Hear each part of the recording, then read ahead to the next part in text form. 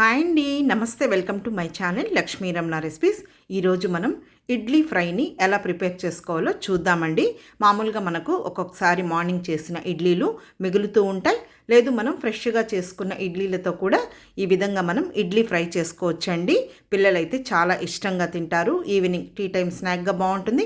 అలాగే బ్రేక్ఫాస్ట్ కూడా చేసేసుకోవచ్చు. ముందుగా నేను ఇక్కడ ఒక 10 ఇడ్లీలు తీసుకున్నానండి. ఈ ఇడ్లీలను చూడండి, ఈ విధంగా చూపించిన విధంగా నేను మీడియం సైజులో ముక్కలు కట్ చేసి పెట్టుకున్నాను. మీకు కావాలంటే పొడవుగా కూడా కట్ చేసుకోవచ్చండి.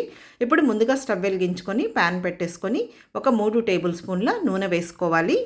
ఇప్పుడు నూనె వేడెక్కిన తర్వాత ముందుగా ఇందులో ఒక అర టీ స్పూన్ ఆవాలు, 1 టీ స్పూన్ మినప్పప్పు, 1 టీ స్పూన్ పచ్చిశనగపప్పు, అలాగే ఒక పావు టీ స్పూన్ జీలకర్ర కూడా వేసేసుకొని ఇప్పుడు మీడియం ఫ్లేమ్లో ఇలా కలుపుకుంటూ ఈ పోపు దినుసుల్ని మంచి కలర్ వచ్చే వరకు ఫ్రై చేసుకోవాలి. మనకు ఇడ్లీ ఫ్రైలో ఈ పోపు దినుసులు అనేది తినేటప్పుడు పంటికి తగులుతూ చాలా బాగుంటాయండి.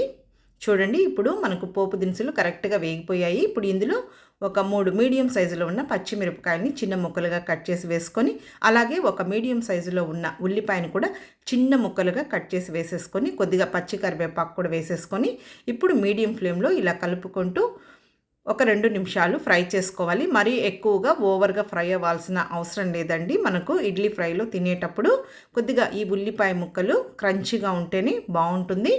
చూడండి, ఇప్పుడు మనకు ఉల్లిపాయ ముక్కలు కరెక్ట్గా వేగాయి. ఇప్పుడు ఇందులో ముందుగా మనం కట్ చేసి పెట్టుకున్న ఈ ఇడ్లీ ముక్కల్ని వేసేసుకోవాలి. ముందుగా 1 నిమిషం ఇలా కలుపుకుంటూ మీడియం ఫ్లేమ్లో ఫ్రై చేసేసుకోవాలండి ఈ ఇడ్లీ పీసెస్ని. చూడండి, ఇప్పుడు ఇవి లైట్గా ఫ్రై అయ్యాయి అన్నమాట. ఇందులో మనం స్పైసెస్ని యాడ్ చేసేసుకుందాము.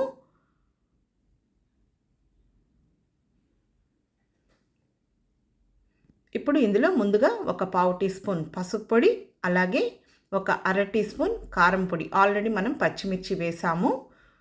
అలాగే ఇందులో ఒక పావు టీ స్పూన్ గరం మసాలా పొడి కూడా వేసేసుకోవాలి. ఇప్పుడు ఇందులో ఒక పావు టీ స్పూన్ కచ్చాపచ్చగా దంచి పెట్టుకున్న మిరియాల పొడి, రుచికి సరిపడా సాల్ట్ వేసుకోవాలి. ఆల్రెడీ మనం ఇడ్లీ చేసేటప్పుడు ఇందులో మనం సాల్ట్ వేసి చేస్తాం కాబట్టి సాల్ట్ అనేది మనం చూసి వేసేసుకోవాలి. ఇప్పుడు ఇదంతా కూడా మళ్ళీ కలుపుకుంటూ మీడియం ఫ్లేమ్లో మంచి కలర్ వచ్చే వరకు ఫ్రై చేసేసుకోవాలండి ఈ ఇడ్లీ పీసెస్ని. మామూలుగా మనం ఇడ్లీలతో ఆయిల్లో ఫ్రై చేసి కూడా చేసుకుంటూ ఉంటాం.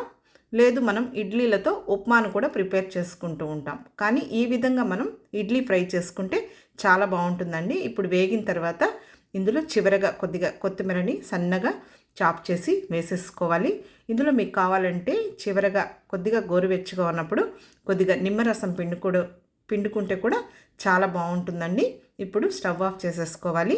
అంతే అండి, మనకు ఇడ్లీ ఫ్రై అనేది రెడీ అయిపోయింది. చాలా సింపుల్గా మనం టేస్టీగా ఒక 10 నిమిషాల్లో ప్రిపేర్ చేసేసుకోవచ్చు. ఇప్పుడు నేను ఒక సర్వింగ్ ప్లేట్లోకి డిష్ అవుట్ చేసేస్తున్నానండి. మామూలుగా మార్నింగ్ బ్రేక్ఫాస్ట్కి పిల్లలు ఇడ్లీ తినాలంటే రోజు బోర్ కొడుతుందని అంటూ ఉంటారండి. సో అలాంటప్పుడు మనం ఈ విధంగా వాళ్ళకి ప్రిపేర్ చేసి ఇవ్వచ్చు. లేదు మార్నింగ్ చేసిన ఇడ్లీలు మిగిలినప్పుడు ఈవినింగ్ టీ టైం స్నాక్గా కూడా మనం ఇలాగా ఇడ్లీ ఫ్రై చేసుకోవచ్చండి.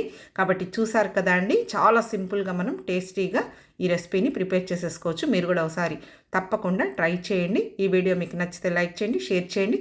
కొత్తగా చూస్తున్న వారైతే నా ఛానల్ని తప్పకుండా సబ్స్క్రైబ్ చేసుకోండి. ఇంకొక మంచి వీడియోతో మళ్ళీ కలుద్దాం. నమస్తే అండి.